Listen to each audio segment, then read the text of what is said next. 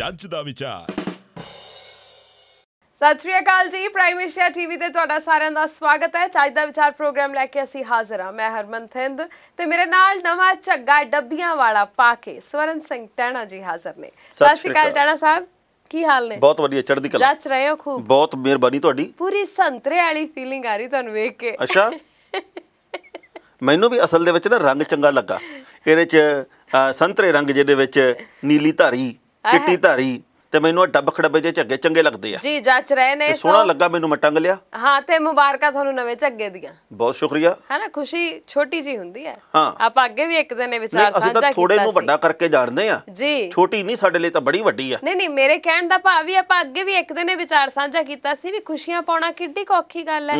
निक्कियां निक्कियां चीज़ां चों खुशी लभ जांदी है। जिवें नवां झग्गा पाया होवे किसे न्याणे ने ते चाहे सियाणे ने, तां भी दिल तां न्याणा बण जांदा भी अज नवे कपड़े पाए ने। हाँ बिल्कुल ਹੁੰਦਾ ਹੈ ਨਾ। ਅਸੀਂ ਤਾਂ ਝੱਗਾ ਪਾ ਕੇ ਖੁਸ਼ ਹੁੰਨੇ ਆ ਜੀ। ਕਈ ਲੋਕ ਕਲੇਸ਼ ਪਾ ਕੇ ਵੀ ਹੁੰਦੇ ਆ। ਬਿਲਕੁਲ ਸਹੀ, ਉਹਨਾਂ ਦੀ ਪਛਾਣ ਹੀ ਇਹ ਹੁੰਦੀ ਹੈ। ਸੋ ਖੈਰ, ਮੌਸਮ ਦੀ ਹਾਲ ਬਿਆਨੀ ਕਰਦੇ। ਮੌਸਮ ਪੰਜਾਬ ਦਾ ਜੀ ਕੱਲ ਬੜਾ ਮੀਂਹ ਵਾਲਾ ਰਿਹਾ। ਪੰਜਾਬ ਦੇ 8-9 ਜ਼ਿਲ੍ਹਿਆਂ ਦੇ ਵਿੱਚ ਭਰਪੂਰ ਮੀਂਹ ਪਿਆ। ਜਲੰਧਰ ਦੇ ਵਿੱਚ ਵੀ ਬੜਾ ਮੀਂਹ ਪੈ ਗਿਆ ਤੇ ਬਠਿੰਡੇ ਦੇ ਵਿੱਚ ਮੈਂ ਹੁਣੇ ਇੱਕ ਤਸਵੀਰ ਦੇਖੀ ਆ। ਕੱਲ ਪਿਆ 6-7 ਘੰਟੇ ਲਗਾਤਾਰ ਮੀਂਹ, ਜਿਹਦੇ ਕਰਕੇ ਰਿਕਸ਼ਾ ਪੂਰੇ ਦਾ ਪੂਰਾ ਪਾਣੀ ਦੇ ਵਿੱਚ ਡੁੱਬਿਆ। ਉਤਰ ਕੇ ਰਿਕਸ਼ੇ ਵਾਲਾ ਜਿਹੜਾ ਉਹਨੂੰ ਖਿੱਚ ਰਿਹਾ ਤੇ ਰਿਕਸ਼ੇ ਦੇ ਉੱਤੇ ਬੰਦਾ ਖੜਾ, ਜਿਹੜੀ ਸਵਾਰੀ ਉਹਦੇ ਤੇ ਬੈਠੀ ਸੀ ਉਹਨੂੰ ਖੜਨਾ ਪੈ ਗਿਆ ਸੀਟ ਦੇ ਉੱਤੇ, ਬਿਲਕੁਲ ਖੜਾ। ਇੰਨਾ ਉੱਥੇ ਪਾਣੀ ਸੀ। ਇਹ ਪੰਜਾਬ ਦੇ ਪੈਰਿਸ ਦਾ ਹਾਲ ਆ। ਸੋ ਇਸ ਕਰਕੇ ਪੈਰਿਸ ਵਾਲੇ ਤੱਕ ਇਹ ਗੱਲ ਨਾ ਪਹੁੰਚ ਜੇ, ਨਹੀਂ ਤਾਂ ਉਹਨਾਂ ਨੇ ਕਾਰਵਾਈ ਕਰਨੀ ਆ ਵੀ ਸਾਡੇ ਨਾਂ ਦੀ ਬਦਨਾਮੀ ਇਸ ਪੱਧਰ ਤੇ। गल सही है। कोई कैलिफोर्निया बनाना चाहता है, कोई पैरिस बनाना चाहता है, कोई कुछ पर इन्हां सारे लीडरां नूं बेनती है भी पंजाब नूं पंजाब ही रहण दिओ तां ज़्यादा वधिया, क्योंकि वो कहंदे ना घुम के मैं वेख आया दुनिया ये सारी, है ना, पर पंजाब वर्गी थां तां किते भी है नहीं। बिल्कुल जी, पंजाब दी अमीरी आ जिहड़ी वो बरकरार रह जे, जिहड़ी पहिलां सी वो वापस मुड़ आवे।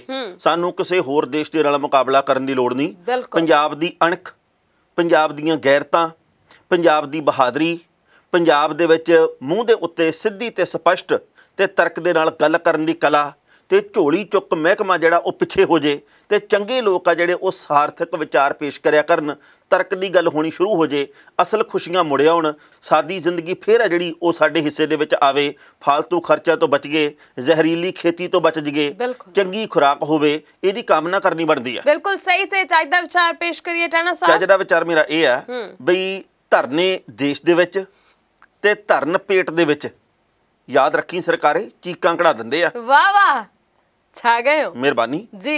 ਇਹ ਵਾਕਈ ਸੱਚ ਹੈ ਕਿ ਧਰਨ ਪੇਟ 'ਚ ਤੇ ਧਰਨੇ ਦੇਸ਼ 'ਚ ਚੀਕਾਂ ਕਢਾ ਦਿੰਦੇ ਆ। ਇੱਕ ਮੈਨੂੰ ਹੋਰ ਚੱਜ ਦਾ ਵਿਚਾਰ ਆਇਆ, ਉਹ ਇਹ ਆ ਬਈ ਗੁੱਸਾ ਤੇ ਤੂਫਾਨ ਜਦੋਂ ਚਲੇ ਜਾਂਦੇ ਆ, ਜਦੋਂ ਠੰਡੇ ਹੋ ਜਾਂਦੇ ਆ, ਫੇਰ ਹੀ ਪਤਾ ਲੱਗਦਾ ਵੀ ਨੁਕਸਾਨ ਕਿੰਨਾ ਕਰ ਗਏ। ਬਿਲਕੁਲ ਸਹੀ ਹੈ। ਕਿਉਂਕਿ ਗੁੱਸੇ ਦੇ ਵਿੱਚ ਬੰਦਾ ਬਹੁਤ ਕੁਝ ਬੋਲਦਾ, ਬੜਾ ਬੜਾ ਕੁਝ ਕਰਦਾ ਰਹਿੰਦਾ, ਪਰ ਬਾਅਦ ਦੇ ਵਿੱਚ ਪਤਾ ਲੱਗਦਾ ਕਈ ਘੰਟੇ ਬੀਤਣ ਤੋਂ ਬਾਅਦ ਵੀ ਉਹਨੇ ਮੇਰੇ ਕੁਝ ਮਾਰਿਆ ਕਿ ਮੈਂ ਉਹਦੇ ਕੁਝ ਮਾਰਿਆ, ਮੈਂ ਉਹਦਾ ਨੁਕਸਾਨ ਕਰਤਾ ਕਿ ਉਹਨੇ ਮੇਰਾ ਨੁਕਸਾਨ ਕਰਤਾ। ਤੇ ਜੇਕਰ ਨਾ ਮਾਲੀ ਨੁਕਸਾਨ ਵੀ ਹੋਵੇ ਤਾਂ ਮਾਨਸਿਕ ਤੌਰ ਦੇ ਉੱਤੇ, ਰਿਸ਼ਤਾ ਤੋੜਨ ਦੇ ਤੌਰ ਦੇ ਉੱਤੇ ਜਿਹੜਾ ਅਸੀਂ ਨੁਕਸਾਨ ਕਰ ਬੈਠੇ ਆ, ਉਹਦੀ ਭਰਪਾਈ ਕਦੇ ਲੱਖਾਂ ਕਰੋੜਾਂ ਦੇ ਨਾਲ ਵੀ ਨਹੀਂ ਹੁੰਦੀ। ਬਿਲਕੁਲ ਸਹੀ ਹੈ। ਕਈ ਵਾਰ ਤਾਂ ਇਹ ਫੱਟ ਪੂਰੀ ਜ਼ਿੰਦਗੀ ਤੱਕ ਰਿਸਦੇ ਰਹਿੰਦੇ ਨੇ, ਇਹਨਾਂ ਦੀ ਭਰਪਾਈ ਕਿਤੇ ਨਹੀਂ ਹੋ ਪਾਉਂਦੀ, ਭਰ ਜਾਂਦੇ ਆ, ਜ਼ਖਮ ਦਾਗਤਾ ਰਹਿ ਹੀ ਜਾਂਦਾ ਏ।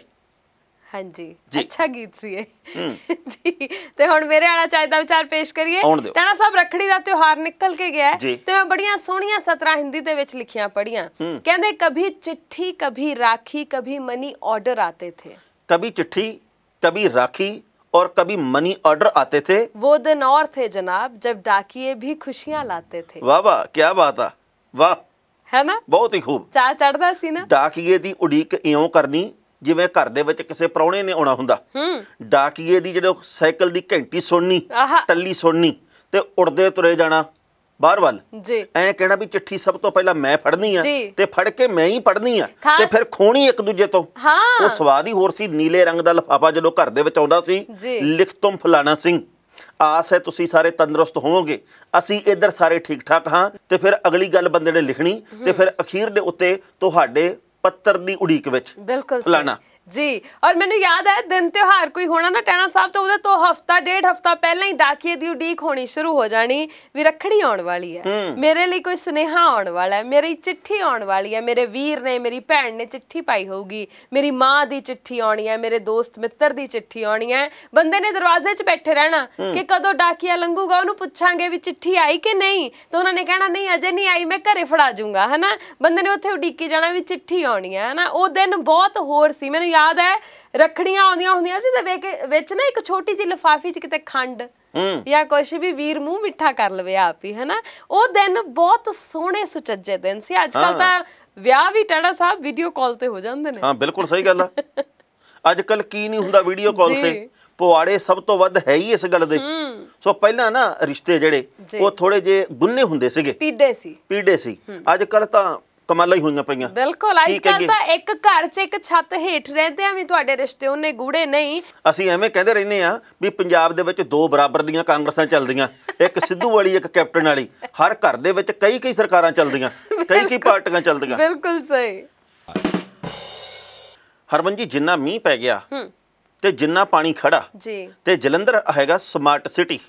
ਮੈਨੂੰ ਤਾਂ ਪਤਾ ਹੀ ਨਹੀਂ ਲੱਗਿਆ ਵੀ ਨਾ ਸਿਟੀ ਇੱਥੇ ਤੇ ਨਾ ਸਮਾਰਟ ਇੱਥੇ ਕੁਛ। ਵੀ ਮੈਂ ਤਾਂ ਅੱਜ ਮੋਟਰਸਾਈਕਲ ਨੂੰ ਬੜੀ ਮੁਸ਼ਕਲ ਦੇ ਨਾਲ ਪਾਣੀ ਚੋਂ ਕੱਢ ਕੇ ਲਿਆਇਆ। ਜਿੱਥੋਂ ਦੀ ਅਸੀਂ ਲੰਘਦੇ ਆ ਨਾ, ਯਕੀਨ ਮੰਨਿਓ ਵੀ ਜੇ ਉੱਥੇ 10 ਮਿੰਟ ਮੀਂਹ ਪੈ ਜੇ ਤਾਂ ਉੱਥੇ ਐਂ ਟੋਬਾ ਬਣ ਜਾਂਦਾ, ਤੇ ਫਿਰ ਉਹ ਟੋਬਾ ਚੱਲਦਾ ਘੱਟੋ ਘੱਟ 100 ਮੀਟਰ।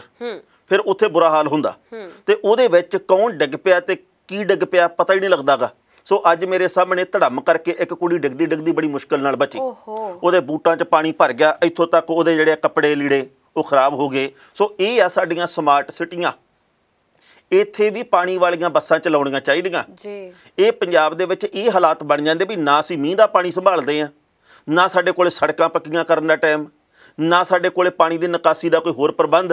ਸੀਵਰੇਜ ਦਾ ਗੰਦਮੰਦ ਸੜਕ ਦੇ ਉੱਤੇ ਆ ਜਾਂਦਾ। ਜੇਕਰ 2 ਘੰਟੇ ਮੀਂਹ ਲਗਾਤਾਰ ਪੈ ਜੇ ਤੇ ਸਰਕਾਰਾਂ ਕਹਿੰਦੀਆਂ ਵਿਕਾਸ ਕਮਾਲ ਦਾ ਕਰੀ ਜਾਂਦੇ ਆ। ਬੇਫਿਕਰ ਰਹੋ, ਵਿਕਾਸ ਹੀ ਵਿਕਾਸ ਹੈ ਇੱਥੇ। ਬਿਲਕੁਲ। ਇਹ ਸਰਕਾਰਾਂ ਹੁਣ ਤਾਂ ਬੱਤੀਆਂ ਦੇ ਵਾਅਦੇ ਤਾਂ ਕਰੀ ਜਾਂਦੀਆਂ ਨੇ ਵੀ ਕੋਈ ਕਹਿੰਦੀ 300 ਯੂਨਿਟ, ਕੋਈ ਕਹਿੰਦੀ 400 ਯੂਨਿਟ, ਕੋਈ ਕਹਿੰਦੀ 200 ਯੂਨਿਟ। ਇਹਨਾਂ ਨੂੰ ਚਾਹੀਦਾ ਵੀ ਲੋਕਾਂ ਦੇ ਲਈ ਇੱਕ ਨਵੀਂ ਮੁਹਿੰਮ ਛੇੜੋ, ਚੱਪੂ ਮੁਹਿੰਮ।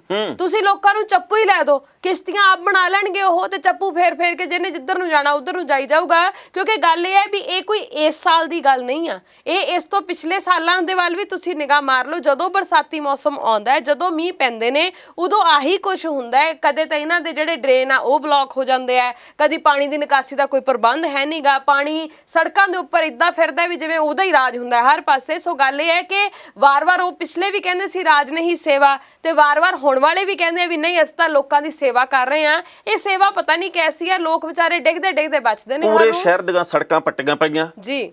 ਹਰ ਸ਼ਹਿਰ ਦੇ ਵਿੱਚ ਅਸੀਂ ਦੇਖਦੇ ਆ ਵੀ ਪੁਲਾਂ ਦਾ ਕੰਮ ਚੱਲਦਾ। ਇਹ 4.5 ਸਾਲ ਬੀਤਣ ਦੇ ਬਾਅਦ ਹੀ ਕਿਉਂ ਚੇਤੇ ਆਉਂਦਾ?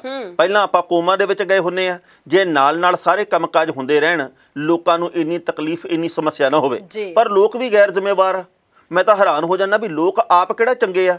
ਅਸੀਂ ਇਹ ਕਹਿ ਦਿੰਦੇ ਆ ਲੀਡਰ ਮਾੜੇ, ਉਹ ਤਾਂ ਮਾੜੇ ਆ, ਆਪ ਵੀ ਨਹੀਂ ਚੰਗੇ। ਕਦੇ ਇਹ ਵੀ ਕਿਹਾ ਕਰੋ ਮੈਂ ਵੀ ਮਾੜਾ। ਤੇ ਅਸੀਂ ਪਹਿਲਾਂ ਮਾੜੇ ਆ ਟੈਣਾ ਸਾਹਿਬ। ਐਡੀ ਆਬਾਦੀ ਚੋਂ ਅਸੀਂ ਜੇਕਰ ਚੰਗਾ ਲੀਡਰ ਹੀ ਨਹੀਂ ਲੱਭ ਸਕੇ, ਜੇ ਅਸੀਂ ਚੰਗਿਆਂ ਨੂੰ ਚੁਣ ਕੇ ਅੱਗੇ ਨਹੀਂ ਲਿਆ ਸਕੇ, ਜੇ ਚੰਗਾ ਬੰਦਾ ਮੂਹਰੇ ਆ ਹੀ ਨਹੀਂ ਸਕਿਆ, ਇਕੱਲੇ ਇਹ ਥੋੜੀ ਆ ਵੀ ਸਿਆਸਤਦਾਨ ਨਹੀਂ ਚੰਗੇ ਬੰਦਿਆਂ ਨੂੰ ਟਿਕਣ ਦਿੰਦੇ, ਅਸੀਂ ਆਪ ਵੀ ਲੱਤਾਂ ਖਿੱਚਦੇ ਆ ਵੀ ਤੂੰ ਮੂਹਰੇ ਕਿਉਂ ਹੋ ਜਾਵੇਂ। ਸੋ ਜੇ ਅਸੀਂ ਆਪ ਨਹੀਂ ਚੰਗੇ ਹੈਗੇ ਤਾਂ ਹੀ ਤਾਂ ਸਾਡੇ ਉਹ ਫਾਇਦੇ ਚੱਕਦੇ ਨੇ, ਤਾਂ ਹੀ ਤਾਂ ਉਹਨਾਂ ਨੂੰ ਪਤਾ ਹੈ ਵੀ ਕਿੰਨੇ ਕੁ ਮੁੱਲ ਤੇ ਕਿਹੜਾ ਖਰੀਦਿਆ ਜਾ ਸਕਦਾ। ਗੰਦਮੰਦ ਅਸੀਂ ਸਾਰੀ ਗਲੀ ਦੇ ਵਿੱਚ ਇੰਨਾ ਪਾਉਨੇ ਆ। ਕਦੇ ਅਸੀਂ ਇਸ ਗੱਲ ਦੀ ਜ਼ਿੰਮੇਵਾਰੀ ਨਿਭਾਈ ਆ ਵੀ ਆਪਦਾ ਕੂੜਾ ਬਾਹਰ ਨਹੀਂ ਸੁੱਟਣਾ? ਕਦੇ ਅਸੀਂ ਇਸ ਗੱਲ ਦੀ ਜ਼ਿੰਮੇਵਾਰੀ ਨਿਭਾਈ ਹੈ ਵੀ ਦਸਵੰਧ ਥਾਂ ਸੇਰੀ ਰੱਖਣਾ, ਦਸਵੰਧ ਥਾਂ ਸੇਰੀ ਕੱਢਣਾ? ਕਦੇ ਇਸ ਗੱਲ ਦੀ ਜ਼ਿੰਮੇਵਾਰੀ ਨਿਭਾਈ ਹੈ ਵੀ ਅਸੀਂ ਕਿਤਾਬਾਂ ਪੜ੍ਹਨੀਆਂ, ਅਸੀਂ ਅਖਬਾਰ ਪੜ੍ਹਨੇ, ਦੁਨੀਆ ਦੇ ਹਾਣੀ ਬਣ ਕੇ ਚੱਲਣਾ? ਹੋਰ ਹੀ ਸਾਡੇ ਮਸਲੇ ਆ, ਉਹਨੂੰ ਐਂ ਕਰ ਦੇਣਾ, ਉਹਦਾ ਐਂ ਹੋ ਗਿਆ, ਫਲਾਣਾ ਇੱਦਾਂ ਦਾ, ਫਲਾਣੀ ਇੱਦਾਂ ਦੀ ਹੈ। ਮੈਂ ਤਾਂ ਅੱਜ ਹੈਰਾਨ ਰਹਿ ਗਿਆ।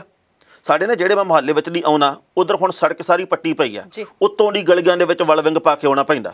ਉਹ ਗਲੀ ਹੈਗੀ ਭੀੜੀ, ਤੇ ਉੱਥੇ ਇੰਨੇ ਉੱਚੇ ਸਪੀਡ ਬ੍ਰੇਕਰ ਜੇ ਬਣਾਏ ਹੋਏ ਆ। ਚਲੋ ਉਹ ਜਦੋਂ ਐਂ ਜਾਂਦਾ ਬੰਦਾ ਡਿੰਗ ਡਿੰਗ ਐਂ ਕਰਕੇ ਤੇ ਮੈਂ ਉੱਥੇ ਖੜੇ ਬੰਦੇ, ਮੈਂ ਕਿਹਾ ਇਹਦੇ ਤੋਂ ਥੋੜੀ ਬਰਫ਼ ਪਾ ਲੈਣੀ ਸੀ। ਕਹਿੰਦਾ ਕਿਵੇਂ? ਮੈਂ ਕਿਹਾ ਮਨਾਲੀ ਲੱਗੇ ਇਹ ਪਹਾੜ ਤਾਂ ਤੁਸੀਂ ਖੜੇ ਕਰ ਹੀ ਲਏ ਆ। ਮੈਂ ਕਿਹਾ ਪਰਲੇ ਪਾਸੇ ਖੜ ਕੇ ਤੁਸੀਂ ਲੰਮੇ ਪੈ ਕੇ ਐਂ ਕਰਕੇ ਤਾਲਿਬਾਨੀਆਂ ਨਾਲ ਲੜਾਈ ਲੜਨੀ ਹੈ। ਬਿਲਕੁਲ ਸਹੀ। ਨਾ ਤੁਸੀਂ ਵੇਖੋ, ਅਸਲ ਦੇ ਵਿੱਚ ਅਸੀਂ ਆਜ਼ਾਦ ਮੁਲਕ ਦੇ ਬਚਿੰਦੇ ਆ, ਜਿੱਦਾਂ ਜਿੱਥੇ ਦਿਲ ਕਰਦਾ ਉੱਥੇ ਸਪੀਡ ਬ੍ਰੇਕਰ ਆਪਣੇ ਘਰ ਮੂਹਰੇ ਆਪ ਹੀ ਬਣਾ ਲੈਂਦਾ ਵੀ ਇੱਥੋਂ ਲੋਕ ਹੌਲੀ ਹੋ ਕੇ ਲੰਘਣ। ਵੀ ਕੋਈ ਹੈ ਹੀ ਨਹੀਂ ਨਿਯਮ ਵੀ ਕਿੱਥੇ ਸਪੀਡ ਬ੍ਰੇਕਰ ਹੋਣਾ ਚਾਹੀਦਾ ਹੈ, ਕਿੰਨੀ ਦੂਰੀ ਤੇ ਹੋਣਾ ਚਾਹੀਦਾ ਹੈ, ਕਿੰਨਾ ਉੱਚਾ ਕਿੰਨਾ ਚੌੜਾ ਹੋਣਾ ਚਾਹੀਦਾ ਹੈ। ਜਿਹਦਾ ਜਿਵੇਂ ਦਾ ਲੱਗਦਾ ਉਹ ਇੱਕ ਇੱਕ ਇੱਟ ਲਾ ਕੇ ਤੇ ਉਹਦੇ ਉੱਤੇ ਪਾ ਕੇ ਸੀਮੈਂਟ ਤੇ ਆਪਣੇ ਹਿਸਾਬ ਦਾ ਹੀ ਸਪੀਡ ਬ੍ਰੇਕਰ ਕੱਢੀ ਫਿਰਦਾ। ਕਿੱਥੇ ਹੁੰਦਾ ਮੂਹਰੇ ਬਗੀਚਾ ਬਣਾਈ ਬੈਠੇ ਹੁੰਦੇ ਆ ਐ ਨਾ, ਉਹ ਜਿਹੜੀ ਢਾਲ ਜੀ ਜਿਵੇਂ ਅੰਦਰ ਟੈਂਕ ਲੰਘਾਉਣਾ ਹੁੰਦਾ ਐ ਕਰਕੇ ਉਹ ਉੱਥੋਂ ਤੱਕ ਹੁੰਦੀ ਆ, ਅੱਧੀ ਸੜਕ ਰੁਕੀ। ਫਿਰ ਕਹਿਣਗੇ ਸਰਕਾਰਾਂ ਨਹੀਂ ਚੰਗੀਆਂ ਤੇ ਆਪ ਆਪਾਂ ਬਹੁਤ ਚੰਗੇ ਆ, ਵੱਡੇ ਦਾਨੀ। ਹਰਮਨ ਜੀ, ਗੁਰਦਾਸ ਮਾਨ ਦੀ ਇੱਕ ਟਿੱਪਣੀ ਦਾ ਫਿਰ ਰੌਲਾ ਪੈ ਗਿਆ ਜੀ, ਕਿਉਂਕਿ ਉਹਨੇ ਇੱਕ ਸਟੇਜ ਦੇ ਉੱਤੇ ਖੜ ਕੇ ਜਿਹੜੇ ਡੇਰੇਦਾਰ ਨੂੰ ਉਹ ਮੰਨਦਾ ਉਹਦੀ ਤੁਲਨਾ ਕਰ ਦਿੱਤੀ ਹੈ ਗੁਰੂ ਅਮਰਦਾਸ ਸਾਹਿਬ ਜੀ ਦੇ ਨਾਲ। ਜੀ, ਉਹਨੇ ਇਹ ਗੱਲ ਕਹੀ ਹੈ ਸਿੱਧੇ ਤੇ ਅਸਿੱਧੇ ਤਰੀਕੇ ਦੇ ਨਾਲ ਕਿ ਗੁਰੂ ਅਮਰਦਾਸ ਸਾਹਿਬ ਜੀ ਦੇ ਅੰਸ਼ ਵੰਸ਼ ਦੇ ਵਿੱਚੋਂ ਇਹ ਡੇਰੇਦਾਰ ਆ, ਜਿਹਦੇ ਕਰਕੇ ਤਿੱਖੀ ਪ੍ਰਤੀਕਿਰਿਆ ਆ ਵੀ ਰਹੀ ਹੈ ਤੇ ਆਉਣੀ ਸੁਭਾਵਿਕ ਵੀ ਸੀ। ਹੁਣ ਇਸ ਮਸਲੇ ਦੇ ਉੱਤੇ ਗੁਰਦਾਸ ਮਾਨ ਕੀ ਟਿੱਪਣੀ ਕਰੂ, ਕੀ ਸਫਾਈ ਦਿਓ, ਇਹਦੇ ਬਾਰੇ ਕੁਝ ਨਹੀਂ ਕਹਿ ਸਕਦੇ। ਪਰ ਲੰਮਾ ਸਮਾਂ, ਕਈ ਦਹਾਕੇ ਪੰਜਾਬੀਆਂ ਦਾ ਮਹਿਬੂਬ ਬਣਨ ਤੋਂ ਬਾਅਦ ਜਿਸ ਤਰੀਕੇ ਨਾਲ ਪਿਛਲੇ ਕੁਝ ਕੁ ਵਰ੍ਹਿਆਂ ਦੇ ਵਿੱਚ ਗੁਰਦਾਸ ਮਾਨ ਦੇ ਵੱਲੋਂ ਚੰਗੇ ਤੋਂ ਉਲਟ ਟਿੱਪਣੀਆਂ ਕਰਨੀਆਂ ਸ਼ੁਰੂ ਕੀਤੀਆਂ ਗਈਆਂ, ਇਹਦੇ ਉੱਤੇ ਹਰ ਕੋਈ ਹੈਰਾਨ ਵੀ ਹੈ ਵੀ ਉਮਰ ਦੇ ਇਸ ਪੜਾਅ ਦੇ ਵਿੱਚ ਹੋ ਕੀ ਗਿਆ ਗੁਰਦਾਸ ਨੂੰ।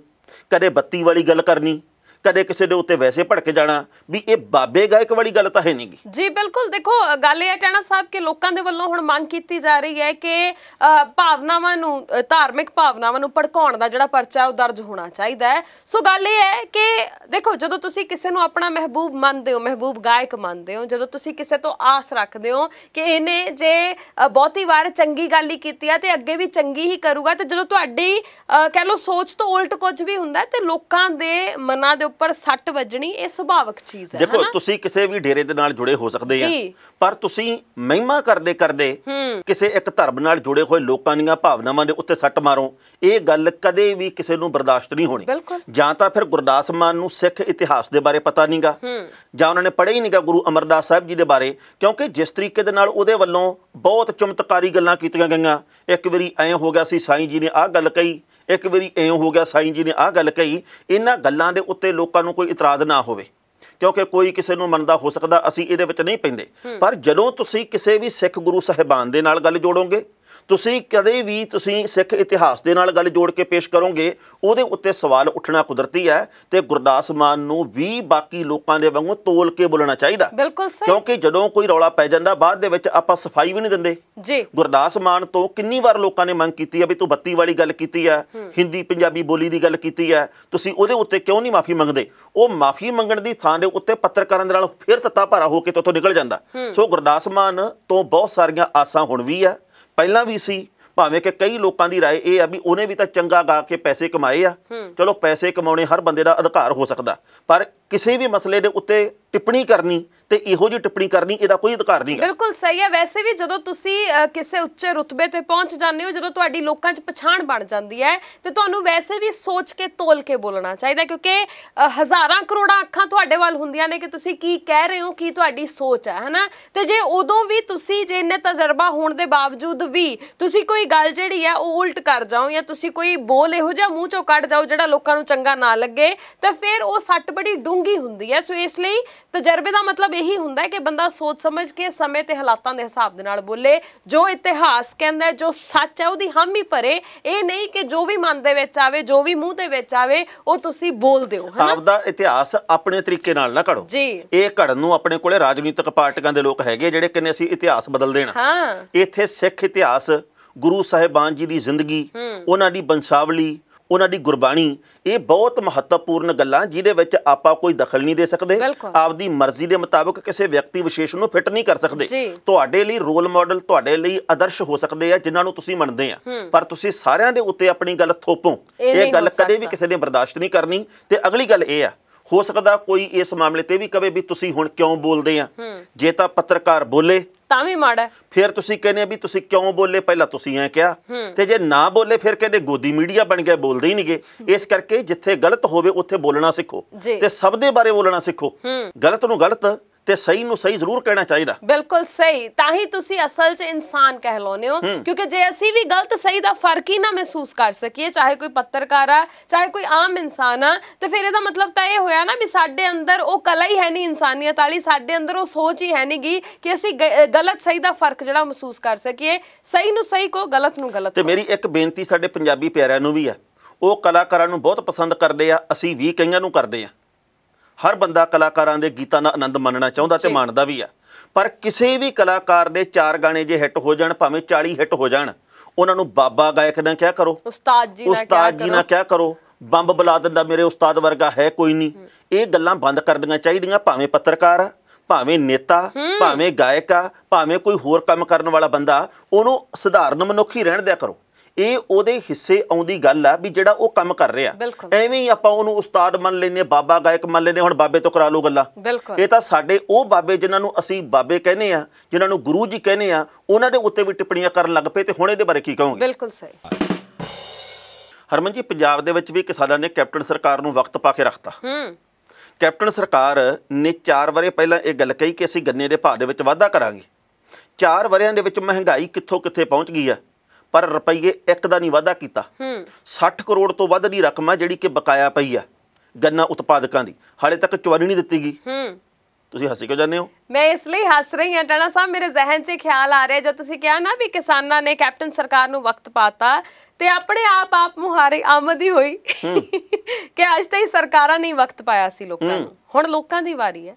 ਕਿੰਨੀ ਕੁ ਦੇਰ ਸਹਿੰਦੇ ਰਵਾਂਗੇ, ਕਿੰਨੀ ਕੁ ਦੇਰ ਚੁੱਪ ਰਵਾਂਗੇ, ਕਿੰਨੀ ਕੁ ਦੇਰ ਇਹ ਚਮਦੀਆਂ ਚਲਾਉਂਦੇ ਰਹਿਣਗੇ, ਕਿੰਨੀ ਕੁ ਦੇਰ ਸਭ ਕੁਝ ਸਹਿੰਦੇ ਰਵਾਂਗੇ? ਮੰਨਿਆ ਲੀਡਰਾਂ ਦੇ ਘਰ ਹਮੇਸ਼ਾ ਲੀਡਰ ਹੀ ਜੰਮਦੇ ਨੇ ਤੇ ਵੋਟਰਾਂ ਦੇ ਘਰ ਹਮੇਸ਼ਾ ਵੋਟਰ ਹੀ ਜੰਮਦੇ ਨੇ, ਪਰ ਇਹਦਾ ਮਤਲਬ ਇਹ ਤਾਂ ਨਹੀਂ ਕਿ ਵੋਟਰ ਦੀ ਹਾਲਤ ਤੁਸੀਂ ਇਹੋ ਜਿਹੀ ਕਰ ਦੋ ਕਿ ਉਹ ਰੋਟੀ ਖਾਣ ਤੋਂ ਵੀ ਆਵਾਜ਼ਾਰ ਹੋ ਜਾਵੇ। ਆਪ ਤਾਂ ਤੁਸੀਂ ਖਾਓ ਮਹਿੰਗੇ ਮਹਿੰਗੇ ਪਕਵਾਨ, ਮਹਿੰਗੇ ਮਹਿੰਗੇ ਹੋਟਲਾਂ 'ਚ ਬੈਠ ਕੇ, ਜਦੋਂ ਗੱਲ ਆਮ ਲੋਕਾਂ ਦੀ ਆਉਂਦੀ ਹੈ ਉਦੋਂ ਤੁਸੀਂ ਕਹਿੰਦੇ ਵੀ ਇਹ ਰੋਟੀ ਵੀ ਕਿਉਂ ਖਾਂਦੇ ਨੇ, ਚੌਲਾਂ ਤੇ ਲਾ ਦਿਓ, ਚੌਲ ਵੀ ਕਿਉਂ ਖਾਂਦੇ, ਦਲੀਏ ਤੇ ਲਾ ਦਿਓ, ਦਲੀਆ ਵੀ ਕਿਉਂ ਖਾਂਦੇ, ਭੁੱਖੇ ਮਰਨ ਦਿਓ। ਸੋ ਗੱਲ ਇਹ ਹੈ ਕਿ ਜਦੋਂ ਉਹ ਗੱਲ ਫਿਰ ਉੱਥੇ ਆ ਗਈ ਕਿ ਧਰਨ ਪੇਟ 'ਚ ਤੇ ਧਰਨੇ ਦੇਸ਼ 'ਚ, ਚੇਤੇ ਰੱਖੀ ਸਰਕਾਰੇ ਚੀਕਾਂ ਕਢਾ ਦਿੰਦੇ ਨੇ। ਬਿਲਕੁਲ ਜੀ, ਤੇ ਪੰਜਾਬ ਦੇ ਕਿਸਾਨਾਂ ਨੇ ਇਹੋ ਜਿਹਾ ਦਬਾਅ ਬਣਾਇਆ ਵੀ ਕੈਪਟਨ ਸਰਕਾਰ ਫਿਕਰਾਂ 'ਚ ਪਈ ਹੋਈ ਆ ਵੀ ਹੁਣ ਅਸੀਂ ਕਰੀਏ ਕੀ। ਇੱਕ ਪਾਸੇ ਦਿੱਲੀ ਦੇ ਬਾਰਡਰਾਂ ਦੇ ਉੱਤੇ ਧਰਨੇ ਆ ਜਿਹੜੇ ਕਿ 26 ਤਰੀਕ ਨੂੰ, ਇਸ 26 ਨੂੰ 9 ਮਹੀਨੇ ਉੱਥੇ ਪੂਰੇ ਹੋ ਜਾਣੇ ਆ। ਦੂਜੇ ਪਾਸੇ ਪੰਜਾਬ ਦੇ ਵਿੱਚ ਵੀ ਧਰਨੇ। ਇਹ ਗੱਲ ਮੰਨਣਯੋਗ ਆ ਵੀ ਸੜਕਾਂ ਦੇ ਉੱਤੇ ਬਹਿਣ ਦੇ ਕਰਕੇ ਆਮ ਲੋਕਾਂ ਨੂੰ ਪਰੇਸ਼ਾਨੀ ਹੋ ਰਹੀ ਆ। ਜਿਹੜੀਆਂ ਰੇਲ ਗੱਡੀਆਂ ਉਹਨਾਂ ਦੇ ਰੂਟ ਤਬਦੀਲ ਕਰਨੇ ਪਏ ਆ, ਹੋਰ ਪਾਸੇ ਦੇ ਲੰਘਾਉਣੀਆਂ ਪੈ ਰਹੀਆਂ, ਪਰ ਸੂਬੇ ਦੀ ਸਰਕਾਰ ਅੱਜ ਗੱਲ ਮੰਨ ਲਏ ਤੇ ਘੰਟੇ ਬਾਅਦ ਸਮਾਪਤੀ। ਬਿਲਕੁਲ, ਉਹਨਾਂ ਨੂੰ ਕਿਹੜਾ ਚਾਅ ਚੜਿਆ ਵੀ ਉਹ ਸੜਕਾਂ ਦੇ ਉੱਪਰ ਬੈਠਣ ਬਈ, ਕਦੇ ਮੀਂਹ ਦੇ ਵਿੱਚ, ਕਦੇ ਹਨੇਰੀ ਦੇ ਵਿੱਚ, ਕਦੇ ਧੁੱਪੇ, ਕਦੇ ਠੰਡ 'ਚ। ਉਹਨਾਂ ਨੂੰ ਕੀ ਪਈ ਹੈ ਵੀ ਆਪਣੇ ਘਰ ਦੇ ਮੁਲਾਇਮ ਬਿਸਤਰੇ ਛੱਡ ਕੇ ਤੇ ਉਹ ਸੜਕਾਂ ਦੇ ਉੱਪਰ ਰਾਤਾਂ ਗੁਜ਼ਾਰਨ, ਉਹ ਵੀ ਕਿਸੇ ਦੁੱਖ ਤਕਲੀਫ 'ਚ ਹੀ ਬੈਠੇ ਨੇ। ਔਰ ਦੂਸਰੀ ਗੱਲ ਇਹ ਆ ਨਾ ਟਾਣਾ ਸਾਹਿਬ ਕਿ ਹੁਣ ਤੱਕ ਇਹਨਾਂ ਨੂੰ ਇਹ ਲੱਗਦਾ ਸੀ ਵੀ ਕੋਈ ਗੱਲ ਨਹੀਂ, ਸ਼ਾਇਦ ਹੋ ਜੂ, ਪਰ ਨਹੀਂ, ਕਿਤੇ ਤਾਂ ਕਿਤੇ ਅੱਤ ਖੁਦਾ ਦਾ ਵੈਰ ਹੁੰਦਾ। ਬਿਲਕੁਲ ਤੁਹਾਡੀ ਗੱਲ ਸਹੀ ਆ। ਮੈਂ ਤਾਂ ਇਸ ਗੱਲ ਦੇ ਉੱਤੇ ਹੈਰਾਨ ਆ ਵੀ ਭਾਵੇਂ ਸੂਬੇ ਦੀ ਸਰਕਾਰ ਹੋਵੇ ਤੇ ਭਾਵੇਂ ਕੇਂਦਰ ਦੀ ਸਰਕਾਰ ਹੋ ਜੇ, ਦੋਨਾਂ ਦੇ ਨਾਲ ਹੀ ਟੱਕਰ ਲੈਣੀ ਪੈਂਦੀ ਆ। ਇੱਕ ਪਾਸੇ ਮੋਦੀ ਸਰਕਾਰ ਦੇ ਫੈਸਲੇ ਖਿਲਾਫ, ਦੂਜੇ ਪਾਸੇ ਸੂਬੇ ਦੀ ਸਰਕਾਰ ਦੇ ਵੱਲੋਂ ਫੈਸਲਾ ਕੋਈ ਨਹੀਂ ਕੀਤਾ ਜਾ ਰਿਹਾ ਉਹਦੇ ਖਿਲਾਫ। ਸਰਕਾਰ ਕਹਿੰਦੀ 15 ਰੁਪਏ ਕੁਇੰਟਲ ਗੰਨੇ ਦਾ ਭਾਅ ਵਧਾ ਦਿੰਦੇ ਆ, ਤੇ ਕਿਸਾਨ ਕਹਿੰਦੇ ਵੀ ਨਿਆਣਾ ਨਹੀਂ ਵਿਰਦਾ 15 ਰੁਪਈਆਂ 'ਚ, ਤੁਸੀਂ ਅੰਨਦਾਤੇ ਨੂੰ ਵਰਾਉਣ ਨੂੰ ਫਿਰਦੇ ਆ। ਇੱਧਰ ਤਾਂ ਇਹ ਜੰਗ ਚੱਲ ਰਹੀ ਆ, ਤੇ ਦੂਜੇ ਪਾਸੇ ਬੀਜੇਪੀ ਦੇ ਕੁਝ ਆਗੂਆਂ ਦੇ ਬਿਆਨ ਆਏ ਆ, ਕਹਿੰਦੇ ਅਸੀਂ ਤਾਂ ਪਹਿਲਾਂ ਹੀ ਕਹਿੰਦੇ ਆ ਵੀ ਕੈਪਟਨ ਸਰਕਾਰ ਆ ਜਿਹੜੀ ਕਿਸਾਨ ਹਤੈਸ਼ੀ ਨਹੀਂ। ਤੇ ਮੈਂ ਕਿਹਾ ਤੁਸੀਂ ਤਾਂ ਬਾਹਲੇ ਆ, ਇਸੇ ਕਰਕੇ 9 ਮਹੀਨੇ ਤੋਂ ਬਾਅਦ ਆਪਾਂ ਤਾਂ ਪੈਂਦੀ ਸੱਟੇ ਹੀ ਮੰਨ ਗਏ ਸੀ। ਕਹਿੰਦੇ ਸਾਨੂੰ ਵੋਟਾਂ ਪਾਓ, ਅਸੀਂ ਜਦੋਂ ਜਿੱਤ ਗਏ ਗੰਨੇ ਦਾ ਭਾਅ ਵੇਖੋ ਵਾਧਾ। ਅੱਛਾ, ਤੇ ਜਿਹੜੇ 3 ਖੇਤੀ ਕਾਨੂੰਨ ਉਹ ਤੁਹਾਨੂੰ ਕੀ ਲੱਗਦਾ ਕਿਸਾਨ ਭੁੱਲ ਗਏ? ਕਹਿੰਦੇ ਉਹ ਤਾਂ ਬਾਹਲੇ ਚੰਗੇ ਆ, ਉਹਦੇ ਵਿੱਚ ਕੋਈ ਨੁਕਸ ਨਹੀਂ, ਜਿਹੜਾ ਨੁਕਸ ਉਹ ਕੈਪਟਨ ਦੇ ਵਿੱਚ ਹੀ ਆ। ਜੀ, ਇਹ ਬਿਲਕੁਲ ਸਹੀ ਹੈ। ਤੁਸੀਂ ਕਹਿੰਦੇ ਹੋ ਸਾਡੇ 'ਚ ਤਾਂ ਕੋਈ ਨੁਕਸ ਹੀ ਨਹੀਂ, ਕੈਪਟਨ 'ਚ ਹੀ ਹੈ। ਉੱਥੇ ਜਾ ਕੇ ਕੈਪਟਨ ਸਾਹਿਬ ਕਹਿੰਦੇ ਨੇ ਵੀ ਸਾਡੇ 'ਚ ਤਾਂ ਕੋਈ ਨੁਕਸ ਨਹੀਂ ਹੈ, ਉਹ ਬੀਜੇਪੀ ਵਾਲਿਆਂ 'ਚ ਹੀ ਹੈ। ਇੱਕ ਦੂਜੇ ਨੂੰ ਕਹੀ ਚੱਲੋ, ਲੋਕਾਂ ਨੂੰ ਜਿੰਨਾ ਮੂਰਖ ਬਣਾ ਸਕਦੇ ਉਹ ਬਣਾਈ ਚੱਲੋ। ਨਾਲੇ ਗੱਲ ਇਹ ਹੈ ਟਾਣਾ ਸਾਹਿਬ ਵੀ ਕਿਸਾਨ ਇੱਕਦਮ ਨਹੀਂ ਸੜਕਾਂ ਤੇ ਆਏ, ਉਹਨਾਂ ਨੇ ਵੀ ਪਹਿਲਾਂ ਅਲਟੀਮੇਟਮ ਦਿੱਤਾ ਸੀ ਕਿ 20 ਤਰੀਕ ਤੱਕ ਦਾ ਤੁਹਾਡੇ ਕੋਲ ਟਾਈਮ ਹੈ, ਇੰਨੀ ਤਰੀਕ ਤੱਕ ਜੇਕਰ ਤੁਸੀਂ ਕੁਝ ਕਰਦੇ ਹੋ ਤਾਂ ਠੀਕ ਹੈ, ਨਹੀਂ ਤਾਂ ਫਿਰ ਅਸੀਂ ਸੰਘਰਸ਼ ਤੇਜ਼ ਕਰਾਂਗੇ, ਹਨਾ। ਉਹ ਗੱਲ ਵੱਖਰੀ ਹੈ ਕਿ ਸਰਕਾਰਾਂ ਨੂੰ ਇਹ ਲੱਗਦਾ ਹੋਊਗਾ ਵੀ ਕੁਝ ਨਹੀਂ ਹੋਣਾ, ਜਾਂ ਆਮ ਲੋਕਾਂ ਦਾ ਹੀ ਵੈਰ ਪਵਾ ਦਿੰਦੇ ਆ ਕਿਸਾਨਾਂ ਨਾਲ, ਪਰ ਲੋਕ ਵੀ ਸਮਝਦਾਰ ਹੋ ਰਹੇ ਨੇ। ਬਿਲਕੁਲ ਜੀ, ਤੇ ਅਗਲੀ ਗੱਲ ਇਹ ਆ ਬੜੀ ਮਹੱਤਵਪੂਰਨ ਵੀ ਇਸ ਮਾਮਲੇ ਤੇ ਨਾ ਕਾਂਗਰਸ ਵੀ ਇੱਕ ਦੂਜੇ ਦੇ ਪੈਰ ਖਿੱਚਦੀ ਆ। ਅੱਛਾ ਜੀ। ਹੁਣ ਨਵਜੋਤ ਸਿੰਘ ਸਿੱਧੂ ਕਹਿੰਦੇ ਵੀ ਗੰਨੇ ਦਾ ਮਸਲਾ ਜਿਹੜਾ ਕਿਸਾਨਾਂ ਦਾ ਮਸਲਾ ਜਲਦ ਤੋਂ ਜਲਦ ਹੱਲ ਹੋਣਾ ਚਾਹੀਦਾ। ਉਧਰੋਂ ਕੈਪਟਨ ਅਮਰਿੰਦਰ ਸਿੰਘ ਕਹਿੰਦੇ ਨਵਜੋਤ ਸਿੰਘ ਸਿੱਧੂ ਨੂੰ ਆਪਣੇ ਸਲਾਹਕਾਰ ਸੰਭਾਲ ਕੇ ਰੱਖਣੇ ਚਾਹੀਦੇ ਆ, ਇਹ ਕਦੇ ਵੀ ਕਿਸੇ ਬਾਰੇ ਵੀ ਕੁਝ ਬੋਲਦੇ ਆ। ਮੈਂ ਮੁੱਢ 'ਚ ਕੀ ਗੱਲ ਕਹੀ ਸੀ, ਪੰਜਾਬ 'ਚ 2 ਕਾਂਗਰਸਾਂ ਚੱਲਦੀਆਂ, ਕਾਂਗਰਸ ਇੱਕ ਨਹੀਂ ਗੀ, ਪੰਜਾਬ 'ਚ 2 ਚੱਲ ਰਹੀਆਂ ਜੀ। ਤੇ ਜਦੋਂ ਬੀਜੇਪੀ ਦੇ ਆਗੂ ਕਹਿੰਦੇ ਵੀ 117 ਸੀਟਾਂ ਨੂੰ ਅਸੀਂ ਜਿੱਤ ਕੇ ਦਿਖਾਵਾਂਗੇ ਤੇ ਪੰਜਾਬ ਦੇ ਵਿੱਚ ਸਾਡੀ ਬਹੁਮਤ ਦੀ ਸਰਕਾਰ ਬਣੂਗੀ, ਤੇ ਫਿਰ ਮੇਰਾ ਜੀ ਕਰਦਾ ਵੀ 117 ਅਸੀਂ ਲੈ ਜਾਾਂਗੇ, ਇਹ ਗੱਲ ਕਹਿ ਦਈਏ। ਪ੍ਰਾਈਮ ਏਸ਼ੀਆ ਟੀਵੀ ਹਾਂ 117 ਸੀਟਾਂ ਦੇ 117 ਬੰਦੇ ਕਈਆਂ ਨੂੰ ਲੱਭਣੇ ਨੇਗੇ ਜੀ, ਤੇ ਉਹ ਕਹਿੰਦੇ ਵੀ 117 ਸੀਟਾਂ ਲੈ ਜਾਾਂਗੇ। 117 ਮਿੰਟਲੀ ਬਾਹਰ ਨਹੀਂ ਨਿਕਲ ਸਕਦੇ, 117 ਸਕਿੰਟਲੀ ਬਾਹਰ ਨਹੀਂ ਨਿਕਲ ਸਕਦੇ, ਤੇ ਸੀਟਾਂ ਬਹੁਤ ਦੂਰ ਦੀ ਗੱਲ ਆ। ਮੈਂ ਤਾਂ ਨਾ ਕਦੇ ਕਦੇ ਹੈਰਾਨ ਹੁੰਨਾ, ਕਈ ਪਾਰਟੀਆਂ ਇਹੋ ਜਿਹੀਆਂ ਜਿਨ੍ਹਾਂ ਦੇ ਨਾ ਸਾਰੇ ਜ਼ਿਲ੍ਹਿਆਂ ਦੇ ਵਿੱਚ ਪ੍ਰਧਾਨ ਵੀ ਹੈ ਨਹੀਂ, ਕਈਆਂ ਜ਼ਿਲ੍ਹਿਆਂ 'ਚ ਹੈ ਨਹੀਂ, ਉਹ ਕਹਿਣਗੇ ਵੀ ਚਮਤਕਾਰ ਤਾਂ ਅਸੀਂ ਕਰਕੇ ਦਿਖਾਉਣਾ। ਬਿਲਕੁਲ। ਤੇ ਫਿਰ ਆਪਾਂ ਨੂੰ ਕੀ ਹੋਇਆ, ਆਪਾਂ ਵੀ ਕਹਿੰਦਾ ਕਰਗੇ। ਹਾਂ ਆਪਾਂ ਵੀ ਕਰ ਦੇਣਾ। ਬਾਕੀ ਆ ਰਹਿੰਦੀ ਖੁੰਦੀ ਕਸਰ ਜਿਹੜੀ ਉਹ ਆ ਬਾਬੇ ਕੱਢ ਦਿੰਦੇ ਨੇ, ਬੰਗਾਲੀ ਬਾਬਾ, ਫਲਾਣਾ ਬਾਬਾ, ਢਿੰਗੜਾ, ਇਹ ਕਹਿ ਦਿੰਦੇ ਵੀ ਅਸੀਂ ਤਾਂ ਹੱਥ ਤੇ ਸਰੋਂ ਜਮਾ ਕੇ ਦਿਖਾਵਾਂਗੇ, ਸੌਂਕਣ ਲਿਟਦੀ ਵੇਖੋ। ਆਹੋ ਖੇਤ ਤਾਂ ਤੁਸੀਂ ਰਹਿਣ ਨਹੀਂ ਦੇਣੇ, ਹੁਣ ਹੱਥ ਤੇ ਜਮਾਇਆ ਕਰੋਗੇ। ਹੋ ਸਕਦਾ ਵੀ ਇਦਾਂ ਦੇ ਇੱਕ ਅੱਧੇ ਬਾਬੇ ਨੇ ਉਹਨਾਂ ਨੂੰ ਕਿਹਾ ਹੋਵੇ ਤੋਂ ਸਾਗ ਤੋੜ ਲਿਆ ਕਰਿਓ। ਹਾਂ ਸੱਚੀ, ਗੰਦਲ ਕਿੰਨੀ ਗੰਦੇ, ਇਹ ਗੰਦਲਾਂ ਵੇਖ ਕੇ ਦੰਦਲਾਂ ਪੈਣਗੀਆਂ। ਲਓ ਜੀ, ਵਕਫੇ ਤੋਂ ਬਾਅਦ ਇੱਕ ਵਾਰ ਫਿਰ ਤੁਹਾਡਾ ਸਵਾਗਤ ਹੈ। ਮੈਂ ਹਾਂ ਸਵਰਨ ਸਿੰਘ ਤੇ ਨਾਲ ਨੇ ਹਰਮਨ ਜੀ ਜੀ, ਕਾਲਾ ਕੋਟ ਪਾ ਕੇ। ਆਏ ਹਾਏ, ਇਹ ਕਾਲਾ ਨਹੀਂ ਆ। ਹਾਂ ਟਣਾ ਸਾਹਿਬ, ਤੁਹਾਨੂੰ ਰੰਗਾਂ ਦੀ ਪਛਾਣ ਨਹੀਂ ਰਹੀ। ਕੀ ਹੋਇਆ? ਇਹ ਸਟੀਲ ਗ੍ਰੇ ਕਲਰ ਆ। ਸਟੀਲ ਕਿੱਥੇ, ਗ੍ਰੇ ਕਿੱਥੇ? ਮੈਨੂੰ ਨਹੀਂ ਪਤਾ ਕੈਮਰੇ 'ਚ ਕਿਵੇਂ ਦਾ ਲੱਗ ਰਿਹਾ ਹੋਊਗਾ, ਪਰ ਅਸਲ 'ਚ ਸਟੀਲ ਗ੍ਰੇ ਕਲਰ ਆ। ਸਾਡੇ ਸਟੀਲ ਦੇ ਇੰਨੇ ਭਾਂਡੇ ਕੋਈ ਨਹੀਂ ਇਹਦੇ ਵਰਗਾ। ਹਾਂਜੀ। ਹਾਂ। ਓਹੋ, ਕਿੱਧਰ ਨੂੰ ਤੁਰ ਪੈਨੇ ਹੁੰਨੇ ਸਟੀਲ ਗ੍ਰੇ, ਫਿਰ ਤੁਸੀਂ ਵਿੱਚ ਕਾਹਤੋਂ ਫਸਾਈ ਸਾਡੀ ਸਟੀਲ? ਉਹ ਛੱਡੋ, ਤੁਹਾਡੀ ਸਟੀਲ ਨਹੀਂ ਮੈਂ ਫਸਾਈ। ਹਾਂ, ਮੈਂ ਵੈਸੇ ਰੰਗ ਦੀ ਪਛਾਣ ਦੱਸੀ ਸੀ, ਉਹ ਛੱਡੋ ਤੁਸੀਂ। ਲక్ష్ਮੀ ਮਿੱਤਲ ਸਟੀਲ ਵਾਲਾ ਕਿੱਥੇ ਕੋਟ? ਆਪਾਂ ਠੀਕ ਆ। ਹਾਂ, ਲੱਗ ਨਹੀਂ ਰਹੇ। ਹਾਂ, ਅੱਜ ਮੰਨਿਆ ਤੁਸੀਂ ਏਡੇ ਏਡੇ ਪਾਣੀ 'ਚੋਂ ਆਏ ਹੋ, ਇਹਦਾ ਮਤਲਬ ਇਹ ਤਾਂ ਨਹੀਂ ਤੁਸੀਂ ਇਦਾਂ ਦੀਆਂ ਗੱਲਾਂ ਕਰੋਗੇ। ਅੱਛਾ, ਤੁਸੀਂ ਤਾਂ ਸਿੱਧਾ ਤੁਹਾਡਾ ਹੈਲੀਪੈਡ ਬਣਾਇਆ ਨਾ, ਪ੍ਰਾਈਮ ਮਿਨਿਸਟਰ ਦੀ ਛੱਤ ਤੇ ਉਤਰਦੇ ਆ। ਨਹੀਂ, ਸਾਡੇ ਉੱਧਰ ਤਾਂ ਬਸ ਪੁੱਛੋ ਹੀ ਨਾ, ਟਾਣਾ ਸਾਹਿਬ ਛੱਡੋ। ਗੱਲ ਇਹ ਹੈ ਕਿ ਆਪਾਂ ਪਹਿਲਾਂ ਵੀ ਗੱਲ ਕਰ ਰਹੇ ਸੀ ਰਾਜਨੀਤਿਕ ਪਾਰਟੀਆਂ ਦੀ, ਹਨਾ। ਕਿਸੇ ਇੱਕ ਪਾਰਟੀ ਵਿਸ਼ੇਸ਼ ਦੀ ਗੱਲ ਨਹੀਂ, ਸਾਰੀਆਂ ਹੀ ਪਾਰਟੀਆਂ ਦੇ ਹਾਲਾਤ ਕੋਈ ਬਹੁਤੇ ਚੰਗੇ ਨਹੀਂ ਹੈਗੇ ਪੰਜਾਬ 'ਚ, ਕਿਉਂਕਿ ਹੁਣ ਤਾਂ ਕਈ ਪਿੰਡਾਂ ਦੇ ਵਿੱਚ ਬੋਰਡ ਲੱਗਣੇ ਸ਼ੁਰੂ ਹੋ ਗਏ। ਤੁਸੀਂ ਯਕੀਨ ਮੰਨਿਓ ਜੀ ਵੀ ਮੈਂ ਨਾ ਲੰਘੇ 2 ਦਿਨਾਂ ਦੇ ਵਿੱਚ ਇੰਨੇ ਕੁ ਬੋਰਡ ਚੌਂਕਾਂ ਦੇ ਵਿੱਚ, ਚੁਰਾਹਿਆਂ ਦੇ ਵਿੱਚ ਦੇਖੇ ਜੀ ਵੀ ਗਿਣਤੀ ਕਰਨੀ ਔਖੀ ਆ। ਮੈਂ ਆਪਣੇ ਮਾਤਾ ਜੀ ਨੂੰ DMC ਦੇ ਵਿੱਚੋਂ ਦਵਾਈ ਦਿਵਾਉਣ ਗਿਆ, ਤੇ ਜਾਂਦਿਆਂ ਆਉਂਦਿਆਂ ਨੇ ਜਿਹੜੇ ਜਿਹੜੇ ਬੋਰਡ ਦੇਖੇ, ਤੇ ਆਦਮਕਦ ਬੋਰਡ ਆ, ਪੂਰੀਆਂ ਕੰਧਾਂ ਜਿਹੜੇ ਅੱਛਾ ਜੀ, ਉਹਨਾਂ ਦੇ ਉੱਤੇ ਕੈਪਟਨ ਸਾਹਿਬ ਦੀ ਫੋਟੋ ਆ, ਤੇ ਨਾਲ 4 17 ਲਿਖੀਆਂ ਹੁੰਦੀਆਂ, ਪੰਜਾਬ ਦੇ ਵਿੱਚ ਇੰਨੇ ਗੈਂਗਸਟਰ ਸਿੱਖਾਂ ਪਿੱਛੇ ਕੀਤੇ। ਥੋੜਾ ਜਿਹਾ ਅੱਗੇ ਜਾਓ, ਇੱਕ ਫੇਰ ਬੋਰਡ ਆ ਜਾਂਦਾ, ਕੈਪਟਨ ਸਾਹਿਬ ਐਂ ਜੇ ਖੜੇ ਉੱਥੇ, ਫਿਰ ਲਿਖਿਆ ਹੁੰਦਾ ਪੰਜਾਬ 'ਚ ਇੰਨੇ ਸਮਾਰਟ ਸਕੂਲ ਬਣਾਏ। ਫਿਰ ਥੋੜਾ ਜਿਹਾ ਅੱਗੇ ਗਏ, ਫਿਰ ਲਿਖਿਆ ਹੋਇਆ ਨਸ਼ੇ ਖਤਮ ਕੀਤੇ, ਐਂ ਜੇ ਕਰਕੇ। ਪੋਜ਼ ਬਹੁਤ ਨੇ। ਇਹ ਸਾਰੇ ਜਲੰਧਰ 'ਚ ਵੀ ਬੋਰਡ ਲੱਗੇ ਹੋਏ ਨੇ ਟਾਣਾ ਸਾਹਿਬ। ਹਾਂ, ਕਿਤੇ ਏਦਾਂ ਕਰਕੇ ਖੜੇ ਨੇ ਕੈਪਟਨ ਸਾਹਿਬ, ਕਿਤੇ ਏਦਾਂ ਕਰਕੇ ਖੜੇ ਨੇ, ਕਿਤੇ ਏਦਾਂ ਕਰਕੇ ਖੜੇ ਨੇ, ਕਈ ਸਾਰੇ ਬੋਰਡ ਲੱਗੇ ਨੇ, ਪੂਰੀ ਆਪਣੀ ਵਾਹਵਾਈ ਉਹ। ਤੇ ਮੇਰੀ ਸੋਚ ਇਹ ਆ ਵੀ ਜੇਕਰ ਆਪਾਂ ਕੰਮ ਕਰੀਏ, ਨਿੱਠ ਕੇ ਕਰੀਏ, ਨੇਕ ਨੀਤੀ ਨਾਲ ਕਰੀਏ, ਤਾਂ ਬੋਰਡ ਦੇ ਉੱਤੇ ਲਿਖੀ ਹੋਈ ਇਬਾਰਤ ਦਿਲ ਦੇ ਉੱਤੇ ਛਪ ਜਾਂਦੀ ਆ, ਤੇ ਬੋਰਡ ਲਾਉਣ ਦੀ ਕੋਈ ਲੋੜ ਨਹੀਂ ਪੈਂਦੀ, ਕਹਿਣ ਦੀ ਲੋੜ ਹੀ ਨਹੀਂ ਪੈਂਦੀ, ਕੋਈ ਲੋੜ ਨਹੀਂ ਪੈਂਦੀ। ਲੋਕਾਂ ਨੂੰ ਪਤਾ ਹੁੰਦਾ, ਲੋਕਾਂ ਨੂੰ ਕੀਤੇ ਹੋਏ ਕੰਮ ਦੱਸਣ ਦੀ ਕਦੇ ਜ਼ਰੂਰਤ ਨਹੀਂ ਪੈਂਦੀ ਕਿ ਮੈਂ ਤੁਹਾਡੇ ਲਈ ਆਹ ਕੀਤਾ। ਇਹ ਕਰਨੇ ਸਾਡੀ ਡਿਊਟੀ ਆ, ਕਿਉਂਕਿ ਅਸੀਂ ਉਹਨਾਂ ਦੇ ਨੌਕਰ ਆ। ਹਾਂ, ਪਰ ਅਸੀਂ ਇਹ ਕਹੀਏ ਵੀ ਅਸੀਂ ਆਹ ਕਰਤੇ, ਤੇ ਫਿਰ ਠੀਕ ਆ, ਕਰਤੇ ਤਾਂ ਕਰਤੇ। ਬਿਲਕੁਲ ਸਹੀ ਆ। ਪਰ ਮੈਂ ਜਿਹੜੇ ਬੋਰਡਾਂ ਦੀ ਗੱਲ ਕਰ ਰਹੀ ਸੀ, ਉਹ ਬੋਰਡ ਹੋਰ ਨੇ। ਇਹ ਬੋਰਡ ਸਿਆਸੀ ਲੋਕਾਂ ਨੂੰ ਚਿੰਤਾ 'ਚ ਪਾਉਣ ਵਾਲੇ ਨੇ, ਸਿਆਸਤ 'ਚ ਖਲਬਲੀ ਮਚਾਉਣ ਵਾਲੇ ਨੇ, ਕਿਉਂਕਿ ਬਹੁਤ ਸਾਰੇ ਪਿੰਡਾਂ ਦੇ ਬਾਹਰ ਇਹ ਬੋਰਡ ਲੱਗ ਗਏ ਨੇ ਕਿ ਕੋਈ ਵੀ ਸਿਆਸੀ ਬੰਦਾ ਸਾਡੇ ਪਿੰਡ ਦੇ ਵਿੱਚ ਦਾਖਲ ਨਾ ਹੋਵੇ। ਜੇਕਰ ਉਹ ਦਾਖਲ ਹੁੰਦਾ ਹੈ ਤਾਂ ਉਹਦੇ ਨਾਲ ਜੋ ਕੁਝ ਵੀ ਹੋਊਗਾ ਉਹਦਾ ਜ਼ਿੰਮੇਵਾਰ ਉਹ ਆਪ ਆ, ਉਹ ਆਪਣਾ ਪੜਿਆ ਵਿਚਾਰ ਲਵੇ ਜੀ। ਬਠਿੰਡੇ ਦੀ ਗੱਲ ਕਰੀਏ ਤਾਂ ਮੇਰਾ ਖਿਆਲ ਆ ਵੀ ਉੱਥੇ ਦਰਜਨਾਂ ਦੀ ਗਿਣਤੀ ਦੇ ਵਿੱਚ ਪਿੰਡ ਇਹੋ ਜਿਹੇ ਆ ਜਿੱਥੇ ਕਿ ਬਾਹਰ ਜਿੱਥੋਂ ਪਿੰਡ ਦੀ ਜੂਹ ਸ਼ੁਰੂ ਹੁੰਦੀ ਆ, ਉੱਥੇ ਵੱਡੇ ਵੱਡੇ ਬੋਰਡ ਟੰਗ ਦਿੱਤੇ ਗਏ ਆ ਵੀ ਜਿੰਨੀ ਦੇਰ ਤੱਕ ਖੇਤੀ ਕਾਨੂੰਨ ਰੱਦ ਨਹੀਂ ਹੁੰਦੇ ਤੇ ਕਿਸਾਨ ਆਪਣੇ ਘਰਾਂ ਨੂੰ ਪਰਤ ਕੇ ਨਹੀਂ ਆਉਂਦੇ, ਕਿਸੇ ਵੀ ਰਾਜਨੀਤਿਕ ਪਾਰਟੀ ਦਾ ਕੋਈ ਵਿਅਕਤੀ ਪਿੰਡ ਦੇ ਵਿੱਚ ਵੜ ਨਹੀਂ ਦੇਣਾ। ਤੇ ਜਿਹੜਾ ਵੀ ਆਪਦੇ ਦੁੱਖ ਸੁੱਖ ਦੇ ਮੌਕੇ ਇਹਨਾਂ ਨੂੰ ਵਾੜੂਗਾ ਆਪਦੇ ਘਰੇ, ਤੇ ਫਿਰ ਉਹ ਵੀ ਆਪਦਾ ਪੜਿਆ ਵਿਚਾਰ ਲਵੇ। ਹੁਣ ਇਸ ਗੱਲ ਦੇ ਉੱਤੇ ਪਹਿਲਾਂ ਤਾਂ ਅਕਾਲੀ ਦਲ ਦੇ ਆਗੂ, ਕਾਂਗਰਸੀ ਆਗੂ ਖੁਸ਼ ਹੁੰਦੇ ਸੀ ਵੀ ਇਕੱਲਾ BJP ਦਾ ਵਿਰੋਧ ਹੀ ਚੱਲਦਾ, ਪਰ ਹੁਣ ਕਾਂਗਰਸੀ ਆਗੂਆਂ ਨੂੰ ਵੀ ਘੇਰਾ ਪੈਂਦਾ ਤੇ ਅਕਾਲੀ ਦਲ ਦੇ ਆਗੂਆਂ ਨੂੰ ਵੀ ਘੇਰਾ ਪੈ ਜਾਂਦਾ। ਇਸ ਕਰਕੇ ਹੁਣ ਬੀਬੀ ਭੱਠਲ ਦੇ ਵੱਲੋਂ, ਪ੍ਰੇਮ ਸਿੰਘ ਚੰਦੂ ਮਾਜਰਾ ਹੋਰਾਂ ਦੇ ਵੱਲੋਂ, ਵਿਜੇ ਇੰਦਰ ਸਿੰਗਲਾ ਦੇ ਵੱਲੋਂ ਇਹ ਗੱਲ ਕਹੀ ਗਈ ਹੈ ਜੀ ਕਿ ਅਸੀਂ ਤਾਂ ਕਿਸਾਨੀ ਦੇ ਪੱਖ ਦੇ ਵਿੱਚ ਬਹੁਤ ਆ, ਸਾਡਾ ਤਾਂ ਐਵੇਂ ਵਿਰੋਧ ਕੀਤਾ ਜਾ ਰਿਹਾ। ਸਾਡੀ ਪਾਰਟੀ ਤਾਂ ਕਿਸਾਨਾਂ ਦੇ ਨਾਲ ਪਹਿਲਾਂ ਵੀ ਖੜੀ ਸੀ ਤੇ ਅੱਜ ਵੀ ਬਾਲੀ ਖੜੀ ਆ। ਤੇ ਜਿੱਦਣ ਇਹ ਪਾਸ ਹੋਏ ਸੀ ਬਿੱਲ, ਉਦੋਂ ਸ਼ਾਇਦ ਵੱਡੇ ਬਾਦਲ ਸਾਹਿਬ ਵੀ ਲਾਈਵ ਹੋ ਕੇ ਤੇ ਬੋਲੇ ਸੀ ਕਿ ਬਿੱਲ ਚੰਗੇ ਨੇ। ਉਦੋਂ ਸ਼ਾਇਦ ਉਹ ਇਹਨਾਂ ਦੀ ਪਾਰਟੀ ਤੋਂ ਹੀ ਨੇ। ਚੰਦੂ ਮਾਜਰਾ ਸਾਹਿਬ ਉਸੇ ਪਾਰਟੀ ਤੋਂ ਨੇ।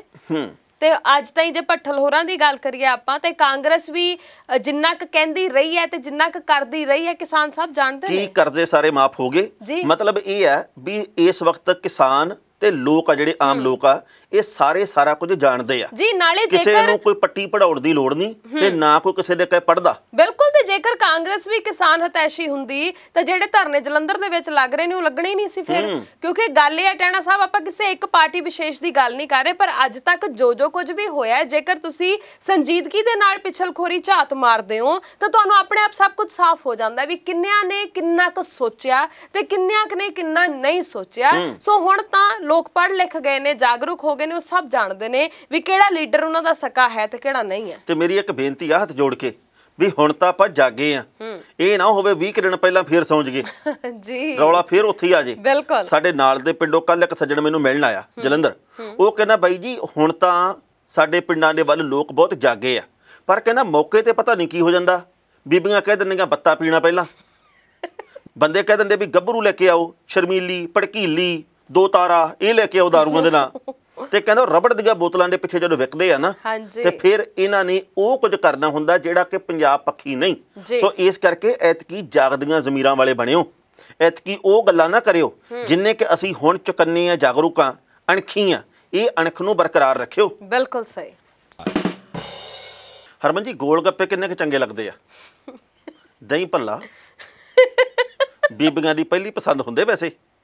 भैया थोड़ा सा नमकीन डालना इसमें, इसमें थोड़ी सी चटनी और डाल दो ना भैया, थोड़ा तीखा कर दो, तीखा कर दो इसको, थोड़ा सा दही वाला भी डाल दो ना एक। ओ माय गॉड वो इतना हॉट स्पाइसी स्पाइसी, हाँ इतना तीखा, मजा आ गया। मैं कल को भी आऊंगी। मैनू पता तुसी कित्थे आउणा है, इसलिए मैं दसना ही नहीं मैनू चंगे लगदे कि नहीं। सही सही दस दो भी लगदे आ कि नहीं। टाणा साहब वीडियो मैं भी देखी है। ਜਾਂ ਜਿਨ੍ਹਾਂ ਨੂੰ ਵੀ ਲੱਗਦੇ ਆ, ਜਿਨ੍ਹਾਂ ਵੀ ਵੀਰਾਂ ਭੈਣਾਂ ਨੂੰ ਗੋਲ ਗੱਪੇ ਚੰਗੇ ਲੱਗਦੇ ਆ ਜੀ, ਤੇ ਗੰਦ ਦੇ ਕੋਲੇ ਖੜੀ ਹੋਈ ਰੇੜੀ ਦੇ ਤੋਂ ਆਪਾਂ ਸਮਾਨ ਖਾਣੇ ਆ ਤੇ ਉਦੋਂ ਮਾੜਾ ਜਿਹਾ ਦੇਖਿਆ ਕਰੋ ਵੀ ਭਾਂਡਾ ਧੋਂਦਾ ਕਿੱਥੇ ਆ। ਉਦੋਂ ਮਾੜਾ ਜਿਹਾ ਦੇਖਿਆ ਜਦੋਂ ਗੋਲ ਗੱਪੇ ਵਾਲਾ ਪਾਣੀ ਨਾ ਕਹਿੰਦੇ तीखा ਪਾਣੀ ਬਹੁਤ ਹੈ, ਉਹ ਕੱਚ ਚ ਹੱਥ ਫੇਰਿਆ ਹੁੰਦਾ ਉਹਨੇ ਹਾਏ ਹਾਏ ਐ ਕਰਕੇ ਨਾ ਐ ਕਰਕੇ ਬਾਅਦ ਚ ਉਹੀ ਅੱਧਾ ਗੂਠਾ ਉਹਦੇ ਚ ਫਸਿਆ ਹੁੰਦਾ, ਉਹਦੇ ਗੂਠੇ ਤੇ ਗੋਲ ਗੱਪਾ ਛਪਿਆ ਹੁੰਦਾ। ਉਹਦਾ ਤਾਂ ਆਪਾਂ ਕਹਿੰਦੇ ਵੀ ਭਾਈ ਅਸੀਂ ਕਿਸੇ ਦੀ ਇਹ ਚੀਜ਼ ਨਹੀਂ ਲੈ ਕੇ ਖਾਣੀ ਤੇ ਗੰਦਮੰਦ ਅਸੀਂ ਐਂ ਖਾਂਦੇ ਰਹਿੰਦੇ ਆ। ਹੱਥ ਸੈਨੀਟਾਈਜ਼ ਕਰ ਲਓ, ਹੱਥ ਸੈਨੀਟਾਈਜ਼ ਕਰ ਲਓ। ਉਹਦਾ ਗੂਠਾ ਨਾ ਵੇਖੋ, ਉਹਦੇ ਗੂਠੇ ਨੂੰ ਚਟਨੀ ਕਿਵੇਂ ਲੱਗੀ ਆ, ਰੰਗਿਆ ਕਿਵੇਂ ਪਿਆ। ਹਾਂ ਸੋ ਜਿਹੜੀ ਇਹ ਗੁਹਾਟੀ ਤੋਂ ਖਬਰ ਆਈ ਹੈ ਨਾ, ਉਹਨੇ ਦੱਸਿਆ ਸਾਨੂੰ ਵੀ ਭਾਈ ਇਦਾਂ ਦਾ ਕੁਛ ਨਾ ਖਾਇਆ ਪੀਆ ਕਰੋ। ਗੱਲ ਕੱਲੀ ਗੋਲ ਗੱਪੇ ਦੀ ਨਹੀਂ, ਗੱਲ ਬਾਕੀ ਵੀ ਅਸੀਂ ਕਈ ਵਾਰ ਗੰਦਮੰਦ ਦੇ ਵਿੱਚ ਚੀਜ਼ਾਂ ਢੱਕੀਆਂ ਹੁੰਦੀਆਂ। ਕੋਈ ਸਮੋਸੇ ਦੇ ਉੱਤੇ 2500 ਮੱਖੀ ਬੈਠੀ ਹੈ ਤੇ ਆਪਾਂ ਕਹਿੰਦੇ ਸਵਾਦ ਬਹੁਤ ਆ, ਜਦੋਂ ਅੱਧੀਆਂ ਮੱਖੀਆਂ ਖਾ ਕੇ ਸਵਾਦ ਹੀ ਹੋਣੀਆਂ। ਹਾਂ ਇਹੋ ਜੀ ਖਬਰ ਜਿਹੋ ਜੀ ਹੁਣ ਵੀਡੀਓ ਸਾਹਮਣੇ ਆਈ ਹੈ, ਇਹੋ ਜੀ ਇੱਕ ਵੀਡੀਓ ਟਾਣਾ ਸਾਹਿਬ ਕੁਝ ਸਾਲ ਪਹਿਲਾਂ ਵੀ ਭਾਰਤ ਦੇ ਇੱਕ ਸ਼ਹਿਰ ਦੇ ਵਿੱਚੋਂ ਆਈ ਸੀ ਤੇ ਉਦੋਂ ਵੀ ਰੌਲਾ ਬਹੁਤ ਜ਼ਿਆਦਾ ਪਿਆ ਸੀ, ਹੈਨਾ। ਤੇ ਹੁਣ ਫੇਰ ਇਹ ਵੀਡੀਓ ਸਾਹਮਣੇ ਆਈ ਹੈ ਔਰ ਵੀਡੀਓ 'ਚ ਜੋ ਦੇਖ ਰਿਹਾ ਮੈਂ ਚਾਹੁੰਦੀ ਤੁਸੀਂ ਹੀ ਦੱਸੋ ਤਾਂ ਵਧੀਆ। ਗੁਹਾਟੀ ਦੇ ਵਿੱਚ ਇੱਕ ਰੇਹੜੀ ਲੱਗੀ ਗੋਲ ਗੱਪਿਆਂ ਵਾਲੀ ਜੀ, ਤੇ ਜਿਹੜਾ ਰੇਹੜੀ ਵਾਲਾ ਉਹ ਉੱਥੇ ਹੀ ਖੜਾ ਨਾ ਇੱਕ ਡੱਬੇ ਦੇ ਵਿੱਚ ਪਿਸ਼ਾਬ ਕਰ ਰਿਹਾ ਵੀ ਆਲਾ ਦੁਆਲਾ ਦੇਖਦਾ ਕਿਤੇ ਜਾਣਾ ਨਾ ਪਵੇ, ਤੇ ਐਂ ਹੀ ਉੱਥੇ ਹੀ ਖੜਾ ਖੜਾ ਪਿਸ਼ਾਬ ਕਰ ਲੈਂਦਾ ਡੱਬੇ ਦੇ ਵਿੱਚ। ਤੇ ਬਾਅਦ ਵਿੱਚ ਜਿਹੜਾ ਡੱਬੇ ਵਾਲਾ ਪਿਸ਼ਾਬ ਆ ਉਹ ਅੱਧਾ ਕਡੋਲ ਦਿੰਦਾ ਐ ਮਾਰਦਾ ਚਲਾ ਕੇ, ਤੇ ਜਿਹੜਾ ਅੱਧਾ ਕਾ ਉਹ ਉੱਥੇ ਹੀ ਰੱਖ ਲੈਂਦਾ। ਹੁਣ ਇਹ ਨਹੀਂ ਪਤਾ ਵੀ ਉਹਨੇ ਸੈਨੀਟਾਈਜ਼ਰ ਸਮਝ ਕੇ ਰੱਖਿਆ ਜਾਂ ਇਹਨੂੰ तीखा पानी करने के लिए रखा। माड़ा मोटा सोचो समझो। साहब की कर दे नहीं मैं की करना, जो तुसी खाने कहने 10 रुपए के 3 लूंगी उदों नहीं नहीं इदां दी मैं नहीं कोई गल करदी इदां दी, पर गल ये है कि बचो भाई। सच्ची मैनू समझ नहीं आती साडियां ज़मीरां नू की हो गया है ना, असी किन्ने गंदे हो गए हैं भी सानू ये एहसास ही नहीं है कि असी कर की रहे हैं, होना की चाहिए। जेकर सानू यही नहीं मत हैगी भी कित्थे असी केड़ा काम करना है या केड़ा काम किस तरीके नाल करना है, तो सानू होर मत सवाह होनी है। पकौड़ियां वालियां रेहड़ियां ते जागे ना और जिहड़ा तेल काला होया हुंदा जिवें ना असी टोके नूं देना हुंदा, ते मैं एक दिन कहा ओनू ओ पकौड़े कड्ढी जावे, मैं कहा जिन्ने तेल ने बाहर निकल के चपेड़ मारी उदे ही बदलेगा। ਇਹਨੂੰ ਬਦਲ ਲਾ। ਹਾਂ ਬਿਲਕੁਲ ਸਹੀ ਹੈ। ਧਰਤੀ ਤੇ ਥੋੜਾ ਜਿਹਾ ਤੇਲ ਹੋਰ ਵੀ ਹੋਣਾ। ਅਖੀਰਲਾ ਹੀ ਨਹੀਂ ਸੀ ਤੇਰੀ ਕੜਾਈ ਪੀਪਾ ਇਹ। ਹਾਂ ਬਿਲਕੁਲ ਸਹੀ ਗੱਲ ਹੈ ਵੀ ਜਿੰਨੀ ਦੇਰ ਤੱਕ ਸੜ ਕੇ ਨਹੀਂ ਮੁੱਕਦਾ ਆਪਾਂ ਉਹਨੇ ਚਿਰ ਪਾਉਣਾ ਹੀ ਨਹੀਂ। ਤੁਸੀਂ ਇਹ ਵੇਖੋ ਟਾਣਾ ਸਾਹਿਬ, ਇੱਕ ਜਾਨਵਰ ਨੂੰ ਵੀ ਪਤਾ ਹੁੰਦਾ ਵੀ ਉਹਨੇ ਕਿੱਥੇ ਕਿਹੜੀ ਚੀਜ਼ ਕਰਨੀ ਹੈ। ਥੋੜੀ ਤੁਰਿਆ ਜਾਂਦਾ ਜਾਨਵਰ ਜਿਹੜਾ ਉਹੀ ਕਰਨ ਲੱਗ ਜੂਗਾ, ਹੈ ਨਾ। ਉਹਨੇ ਵੀ ਪਹਿਲਾਂ ਜਗ੍ਹਾ ਜਿਹੜੀ ਆ ਉਹ ਵੇਖਣੀ ਹੁੰਦੀ ਹੈ। ਇਹ ਨਹੀਂ ਵੀ ਜੋ ਇਨਸਾਨ ਕਰਦੇ ਉਹੀ ਉਹ ਕਰੀ ਜਾਵੇ। ਸੋ ਥੋੜਾ ਜਿਹਾ ਆਪਾਂ ਤਾਂ ਫਿਰ ਵੀ ਇਨਸਾਨ ਆ, ਅਕਲ ਨੂੰ ਹੱਥ ਮਾਰੀਏ। ਬਹੁਤ ਵਾਰ ਮਾਫ ਕਰਨਾ ਮੈਂ ਇਹ ਗੱਲ ਇੱਥੇ ਟੀਵੀ ਤੇ ਬੈਠ ਕੇ ਕਰ ਰਹੀ ਹਾਂ, ਪਰ ਬਹੁਤ ਵਾਰ ਸ਼ਰਮ ਆਉਂਦੀ ਹੈ ਤੁਹਾਨੂੰ ਸੜਕ ਤੇ ਨਿਕਲਦਿਆਂ ਲੋਕ ਜੋ ਹਰਕਤਾਂ ਕਰਦੇ ਨੇ ਕਿ ਜਿੱਥੇ ਜਿਹੜਾ ਦਿਲ ਕਰਦਾ ਜੋ ਕਰਦਾ ਉਹ ਕਰੀ ਜਾਂਦਾ, ਕੋਈ ਥੁੱਕੀ ਜਾਂਦਾ, ਕੋਈ ਕੁਛ ਕਰੀ ਜਾਂਦਾ। ਥੋੜੇ ਜਿਹੇ ਸੱਭਿਅਕ ਹੋਈਏ ਆਪਾਂ, ਇਨਸਾਨ ਆ। ਆਪਾਂ ਭੁਲੇਖਾ ਨਾ ਪਾਈਏ ਕਿ ਇਨਸਾਨ ਦੇ ਭੇਸ ਦੇ ਵਿੱਚ ਕੋਈ ਜਾਨਵਰ ਹੀ ਤੁਰਿਆ ਫਿਰਦਾ। ਨਹੀਂ, ਇਨਸਾਨ ਆ, ਇਨਸਾਨੀਅਤ ਜਿਉਂਦੀ ਰੱਖੀ। ਤੇ ਜਦੋਂ ਵੀ ਤੁਸੀਂ ਬਾਹਰ ਅੰਦਰ ਜਾਂਦੇ ਹੋ ਉਦੋਂ ਸਾਫ਼ ਸੁਥਰੀ ਚੀਜ਼ ਖਾਓ। ਜੇ ਤੁਹਾਨੂੰ ਬਾਹਰਲੀਆਂ ਚੀਜ਼ਾਂ ਦੇ ਉੱਤੇ ਭਰੋਸਾ ਨਹੀਂ ਤਾਂ ਭਾਈ ਘਰੇ ਬਣਾ ਕੇ ਖਾਓ। ਮਾੜਾ ਮੋਟਾ ਹੱਥ ਹੁੱਥ ਹਿਲਾ ਲਈਏ, ਜੇ 2-4 ਕੈਲਰੀ ਘਟ ਜਾਣੀਆਂ, ਕੋਈ ਲੋੜਾ ਨਹੀਂ ਆਉਂਦਾ। ਉਹ ਖਾ ਕੇ ਮੁੜ ਕੇ ਉਨੀਆਂ ਹੀ ਵਧਾ ਹੀ ਲੈਣੀਆਂ, ਉਨੀਆਂ ਹੀ ਵਧਾ ਲੈਂਦੇ ਆ। ਤੇ ਮੈਂ ਤਾਂ ਹੈਰਾਨ ਹੁੰਦਾ ਕਦੇ ਕਦੇ, ਤੁਸੀਂ ਨਾ ਥੋੜੀਆਂ ਜਿਹੀਆਂ ਗੱਲਾਂ ਨੂੰ ਦੇਖਿਆ ਕਰੋ ਵੀ ਕੌਣ ਕੀ ਕਹਿੰਦਾ। ਤੁਸੀਂ ਸਵੇਰੇ ਸਵੇਰੇ ਸੈਰ ਤੇ ਜਾਇਓ, ਤੁਸੀਂ ਤੇਜ਼ ਆਦਾ ਤੁਰਦੇ ਜਾਓਗੇ ਤੇ ਫਿਰ ਕਈਆਂ ਨੂੰ ਤੁਸੀਂ ਅੱਗੇ ਕੱਟ ਕੇ ਜਾਓਗੇ, ਕਈ ਤੁਹਾਨੂੰ ਆ ਜਿਹੜੇ ਉਹ ਪਿੱਛੇ ਛੱਡ ਕੇ ਲੰਘਣਗੇ ਕਿਉਂਕਿ ਤੁਹਾਡੇ ਕਦਮਾਂ ਦੀ ਗੱਲ ਆ। ਪਰ ਜਦੋਂ ਬੀਬੀਆਂ ਜਾਣਦੀਆਂ ਹੋਣਗੀਆਂ ਕੁਛ ਕੁ ਥਾਂ ਤੇ, ਉਹ ਕਹਿੰਦੀਆਂ ਰਾਤ ਤੋਂ ਮੈंने दही बल्ला खा लिया, मुझे ना भूख ही नहीं लगी, मैं तो ना डाइटिंग पे हूँ। एड्डी प्लेट तो दही भल्ले दी खा ली ਤੇ ਭੂਖ ਤੈਨੂੰ ਕਿੱਥੇ ਲੱਗਣੀ ਹੈ। ਹਾਂ ਬਹੁਤ ਬੁਰਾ ਹਾਲ ਹੁੰਦਾ ਲੋਕਾਂ ਦਾ। ਕਈ ਸਵੇਰੇ ਸਵੇਰੇ ਸੈਰ ਕਰਨ ਜਾਣਗੇ, ਉੱਥੇ ਜਾ ਕੇ ਸਿਗਰਟਾਂ ਬੀੜੀਆਂ ਫੂਕੀ ਜਾਣਗੇ ਵੀ ਤਾਜ਼ੀ ਹਵਾ ਲੈਣ ਆਏ ਸੀ, ਆਪਣੇ ਫੇਫੜਿਆਂ ਨੂੰ ਹੋਰ ਬੁਰਾ ਹਾਲ ਕਰਨ ਥੋੜੀ ਆਏ ਸੀ ਆਪਾਂ। ਜਾਂ ਗੱਲਾਂ ਕਰੀ ਜਾਣਗੇ ਜਾਂ ਹੋਰ ਹੀ ਮਸਲੇ ਉਹਨਾਂ ਨੇ ਛੇੜੇ ਹੁੰਦੇ। ਨੌ ਸੱਸ ਦੀਆਂ ਚੁਗਲੀਆਂ ਕਰੀ ਜਾਊਗੀ, ਸੱਸ ਨੌ ਦੀਆਂ ਕਰੀ ਜਾਊਗੀ। ਮਤਲਬ ਪਤਾ ਹੀ ਨਹੀਂ ਲੱਗਦਾ ਸਾਨੂੰ ਅਸੀਂ ਕਰੀ ਕੀ ਜਾਂਦੇ। ਕਦੇ ਕਦੇ ਇਹ ਲੱਗਦਾ ਵੀ ਪੈਰਾਂ ਦੀ ਨਹੀਂ ਜੀਭ ਦੀ ਸੈਰ ਕਰਾਉਣ ਆਏ ਆ, ਇਹਨੂੰ ਛੋਟੀ ਕਰਨ ਆਏ ਆ ਵੀ ਇਹਦਾ ਕੱਦ ਘਟੇ। ਪਰ ਇਹ ਛੋਟੀ ਨਹੀਂ ਹੋ ਰਹੀ, ਤਿੱਖੀ ਹੋਈ ਜਾ ਰਹੀ ਆ। ਹਾਂ ਹਰਮਨ ਜੀ, ਗਲਤੀ ਤਾਂ ਹਰ ਕੋਈ ਮਨੁੱਖ ਕਰਦਾ ਤੇ ਹੋਣੀ ਵੀ ਚਾਹੀਦੀ ਆ ਤੇ ਕੀਤੀ ਹੋਈ ਗਲਤੀ ਨੂੰ ਸੁਧਾਰਨਾ ਵੀ ਚਾਹੀਦਾ ਜੀ। ਪਰ ਕਈ ਵਾਰ ਗਲਤੀ ਨਹੀਂ ਗੁਨਾਹ ਕਰ ਬੈਂਦੇ ਆ ਰਾਜਨੀਤਿਕ ਲੋਕ ਵੀ ਤੇ ਆਮ ਬੰਦੇ ਵੀ। ਆ ਹੁਣ ਨਾਰਾਇਣ ਸਵਾਮੀ ਹੈਗੇ ਕੇਂਦਰੀ ਰਾਜ ਮੰਤਰੀ ਜੀ, ਉਹ ਬੰਗਲੌਰ ਦੇ ਵਿੱਚ ਗਏ ਆਪਦੇ ਸਮਰਥਕਾਂ ਦੇ ਨਾਲ। ਇੱਕ ਸ਼ਹੀਦ ਦੇ ਘਰ ਦੇ ਵਿੱਚ ਜਾਣਾ ਸੀ ਉਹਨਾਂ ਨੇ, ਜਿਹੜਾ ਫੌਜੀ ਜਵਾਨ ਸ਼ਹੀਦ ਹੋ ਗਿਆ ਪਿਛਲੇ ਵਰੇ ਜੀ। ਉਹਦੇ ਘਰ ਦੇ ਵਿੱਚ ਜਾਣ ਦੀ ਥਾਂ ਦੇ ਉੱਤੇ ਇੱਕ ਜਿਉਂਦੇ ਜਵਾਨ ਦੇ ਘਰ ਦੇ ਵਿੱਚ ਚਲਾ ਗਿਆ। ਉਹ ਜਿਹੜਾ ਜਵਾਨ ਆ ਜਿਨ੍ਹਾਂ ਦੇ ਘਰ ਦੇ ਵਿੱਚ ਗਏ, ਉਹ ਇਸ ਵੇਲੇ ਜੰਮੂ ਕਸ਼ਮੀਰ ਦੇ ਵਿੱਚ ਡਿਊਟੀ ਤੇ ਤਾਇਨਾਤ ਆ। ਬਿਲਕੁਲ ਸਹੀ। ਉਹਦੇ ਘਰ ਦੇ ਵਿੱਚ ਚਲੇ ਗਏ ਤੇ ਜਿਨ੍ਹਾਂ ਦੇ ਘਰੇ ਜਾਣਾ ਸੀ ਉਹਨਾਂ ਦੇ ਘਰ ਦੇ ਵਿੱਚ ਗਏ ਨਹੀਂ ਤੇ ਬਾਅਦ ਦੇ ਵਿੱਚ ਕਹਿੰਦੇ ਮੈਥੋਂ ਗਲਤੀ ਲੱਗ ਗਈ। ਪਤਾ ਕਿਵੇਂ ਲੱਗਿਆ? ਜਦੋਂ ਇਹ ਜਿਉਂਦੇ ਜਵਾਨ ਦੇ ਘਰ ਦੇ ਵਿੱਚ ਚਲੇ ਗਏ, ਉਹਨਾਂ ਨੂੰ ਜਾ ਕੇ ਕਹਿੰਦੇ ਵੀ ਸਾਨੂੰ ਬਹੁਤ ਦੁੱਖ ਹੋਇਆ, ਤੁਹਾਡਾ ਮੁੰਡਾ ਸ਼ਹੀਦ ਹੋ ਗਿਆ, ਅਸੀਂ ਤੁਹਾਡੇ ਪਰਿਵਾਰ ਦੇ ਵਿੱਚੋਂ ਇੱਕ ਜੀ ਨੂੰ ਨੌਕਰੀ ਦੇ ਦਿਆਂਗੇ ਤੇ ਤੁਹਾਨੂੰ ਅਸੀਂ ਜ਼ਮੀਨ ਵੀ ਅਲਾਟ ਕਰਾਂਗੇ। ਉਹ ਹੈਰਾਨ ਵੀ ਹੈ ਇਹ ਕੀ ਗੱਲ ਬਣ ਗਈ।